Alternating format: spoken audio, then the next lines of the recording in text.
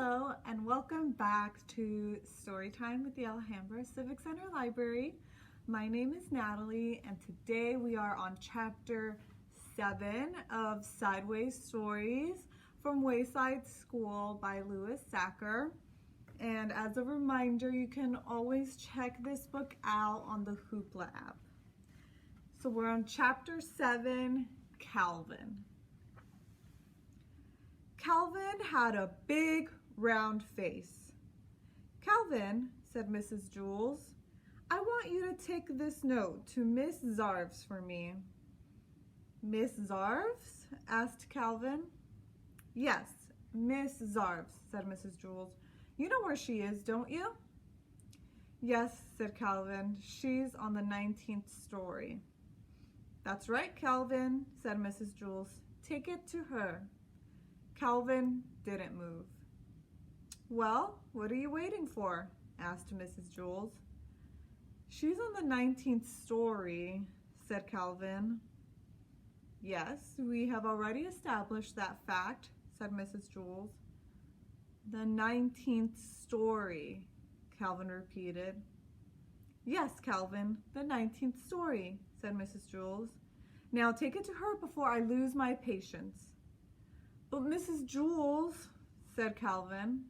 "Now, Calvin," said Mrs. Jules, "unless you would rather go home on the kindergarten bus." "Yes, ma'am," said Calvin. Slowly, he walked out the door. "Ha, ha, ha," laughed Terrence. "Take it to the 19th story." "Give it to Mrs. Zarves," hooted Myron. "Have fun on the 19th story," called Jason. Calvin stood outside the door to the classroom. He didn't know where to go. As you know, when the builder built Wayside School, he accidentally built it sideways. But he also forgot to build the 19th story. He built the 18th and the 20th, but no 19th. He said he was very sorry. There was also no Miss Zarves. Miss Zarves taught the class on the 19th story. Since there was no 19th story, there was no Miss Zarves. And besides that, as if Calvin didn't have enough problems, there was no note. Mrs. Jules had never given Calvin the note. "Boy, this is just great," thought Calvin. "Just great. I'm supposed to take a note that I don't have to a teacher who doesn't exist and who teaches on a story that was never built." He didn't know what to do. He walked down to the 18th story, then back up to the 20th, then back down to the 18th, and back up again to the 20th. There was no 19th story. There was never a 19th story, and there never will be a 19th story. Calvin walked down to the administration office.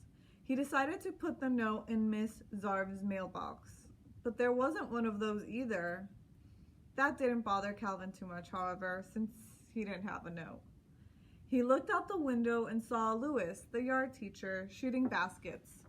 "Louis will know what to do," he thought. Calvin went outside. "Hey, Louis," Calvin called. "Hi, Calvin," said Louis. He tossed him the basketball. Calvin dribbled up and took a shot. He missed. Louis tipped it in. "Do you want to play a game?" Louis asked. "I don't have time," said Calvin. "I have to deliver a note to Miss Zarves up on the 19th story." "Well, then what are you doing all the way down here?" Louis asked. "There is no 19th story," said Calvin. "Then where's Miss Zarves?" asked Louis. "There is no Miss Zarves," said Calvin. "What are you going to do with the note?" asked Louis. "There is no note," said Calvin. "I understand," said Louis. "That's good," said Calvin, "because I sure don't." "It's very simple," said Louis. You are not supposed to take no notes to no teachers. You already haven't done it." Calvin still didn't understand. "I'll just have to tell Mrs. Jules that I couldn't deliver the note," he said. "That's good," said Louis. "The truth is always best. Besides, I don't think I understand what I said either." Calvin walked back up to the 30 flights of stairs to Mrs. Jules' class. Thank you very much, Calvin, said Mrs. Jules. Calvin said, Mrs. Jules interrupted him. That was a very important note, and I'm glad I was able to count on you. Yes, but you see, said Calvin, you delivered the note to Miss Zarves on the 19th story, asked Jason. How did you do it? What do you mean, how did he do it, said Mrs. Jules. He gave Miss Zarves the note. Some people, Jason, are responsible.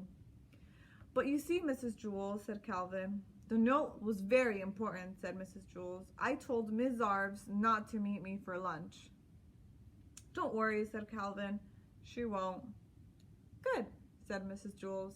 I have a coffee can full of Tootsie Pops on my desk. You may help yourself to one for being such a good messenger.